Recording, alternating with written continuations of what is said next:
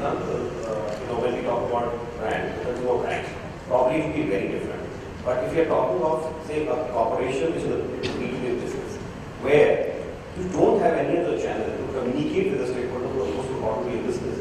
For example, you are the government, where you are probably in a regulated industry.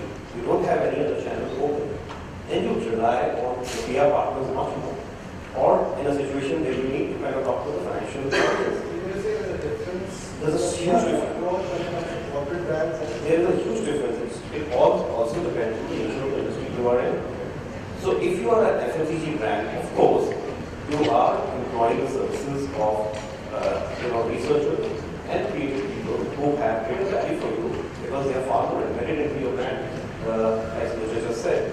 But if you are a B2B company who is dealing with a totally different set of issues like a lot of activists kind of really breathing down your neck, then your issues are very different. And then you are very much on the table. You are not on the table. You can have a say in projects, success, failure, whether the feasibility of the project is there or not.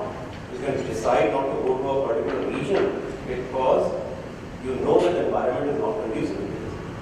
From the brand specific. I think it's a combination. I don't think it's consumer versus corporate.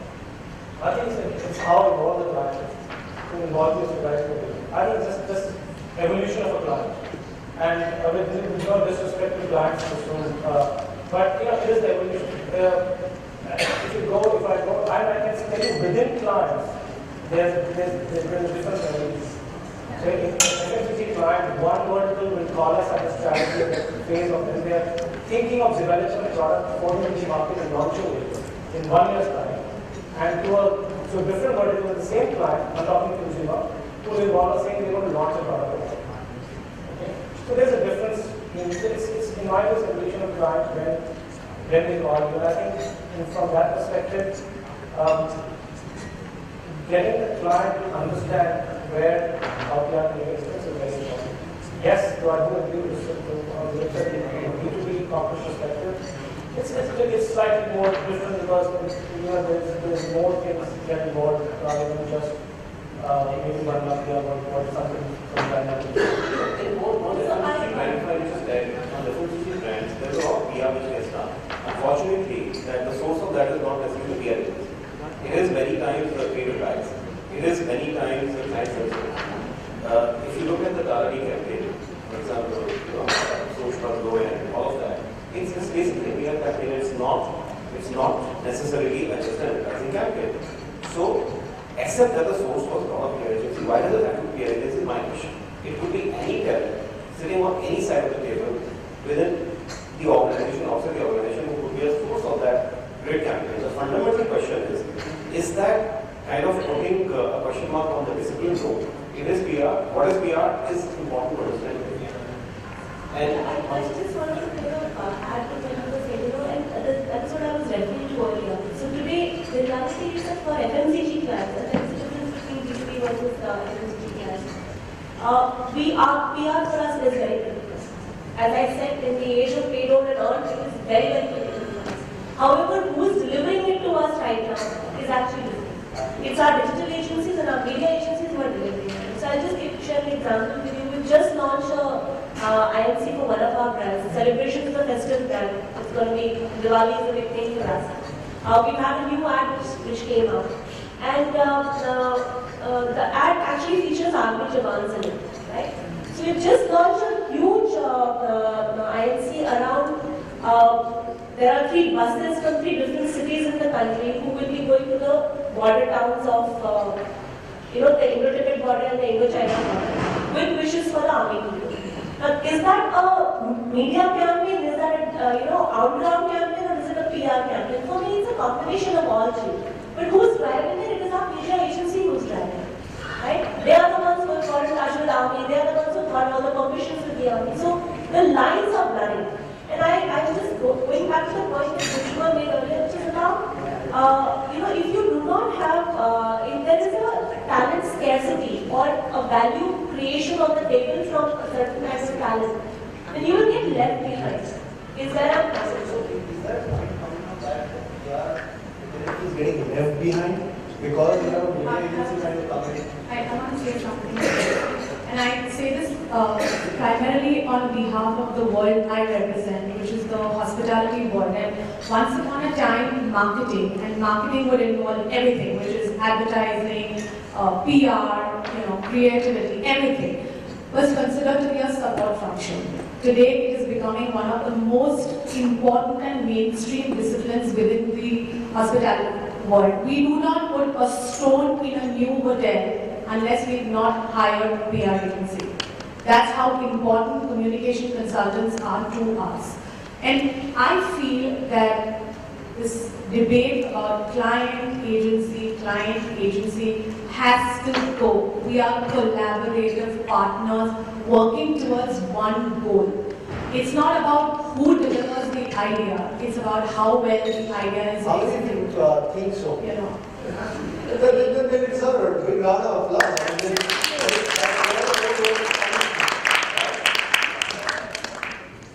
So if I were just add, fundamentally I believe that it's a very changing environment. So there are things changing every now and then, there are new things coming in.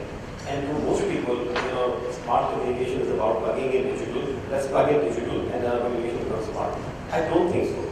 I think in a fast-changing environment, what's important is not to go after and chase and run after a change, because you probably will never be able to keep pace with it. But to focus on what is not changing, what is going to remain constant.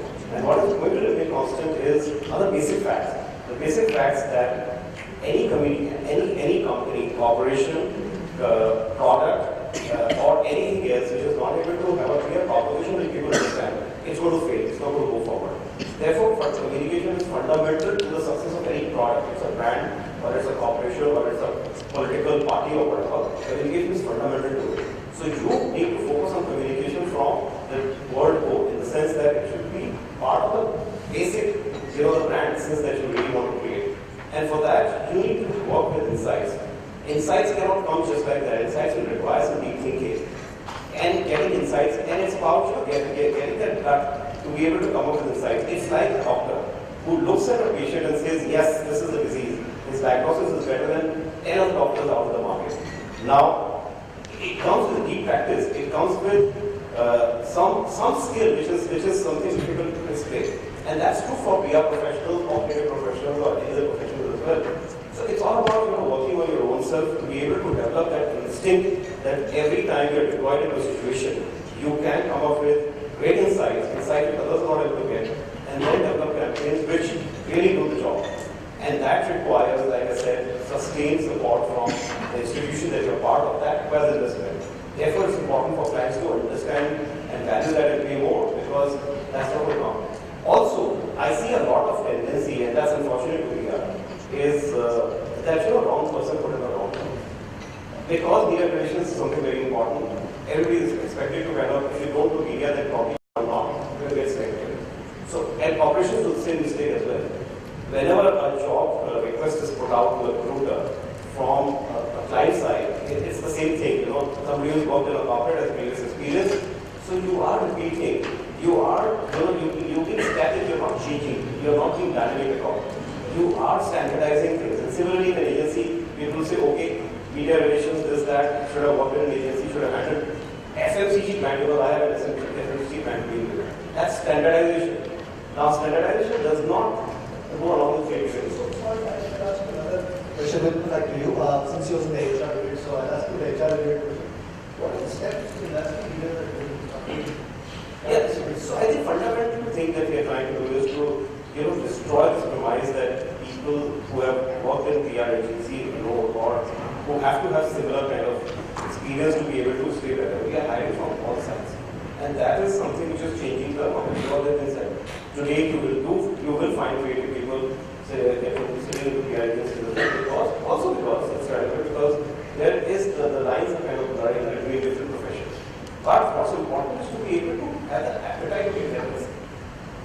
Whenever you're trying to hire from outside, you need to give that person 6 months to be able to settle down. When PR agencies are actually hiring creative people, advertising people. Yeah, it is happening. Is it happening? It is happening across the world. Probably it's happening in other markets faster than in India. The other way around also. Advertising agencies are hiring PR. Yeah. Yeah. That's one trend which I have also Yeah. probably seen some. So that's why it's a very, right now I think that thing is the digital versus analog. We are, fight or whatever you want to call it. But just to come back to the different insights, I mean, before insight we data. And I think the whole is about learning data. Better. And once we have more data, we get better insights, better strategy, better campaigns, better business impact. On the talent side, absolutely. Talent is there, just don't want to take the risk of others. It's just a risk, it's just an investment to show them. So as a wrapper, I don't know how much time we have, but one question for everyone. 2020, there's not one horizon of around the corner. 2020, what are the two things on your minds which you feel are going to be very important for the PR industry as such to be there? In your case, when would you respect them too much and get them into the strategy level discussions when the product is being launched? From your side, getting the right pumps for your campaign. From your side, getting the best talent. From your side, I want them to be my brand custodian. brand customers. All right, 2 points from each one of you. So, I'll first start with the fact that I want to communicate to the larger fraternity here that there is a very clear recognition at the corporates and brands end that PR is an integral part of our overall We strategy. fully agree with that. Yes, So it's a very important integral part of our strategy. Very clear recognition is there, and in fact there is a very prime need for it as well. Right? Currently that need is, at least I can speak on my company's behalf, we are fulfilling that need to a lot of our other agency partners because we are not really able to get the best ideas on the table or the best, if I can say, partnership on the table. But clients are very much open to it. So if the barrier is there saying clients are not respecting us or they don't really see us in the right way or they don't think we really create value, that's not true. We genuinely believe there is a huge value creation opportunity. However, I also feel that there has to be a proactiveness which has to take place at the fraternity's end in terms of to change, or if I can say, reposition themselves. It is not getting more the whole public, PR release or getting your news out there in the publications. You have to reorient yourself in terms of what your role is. And if you proactively come and speak to us about it, I can guarantee you, not too many smart clients are going to turn around. I think 2020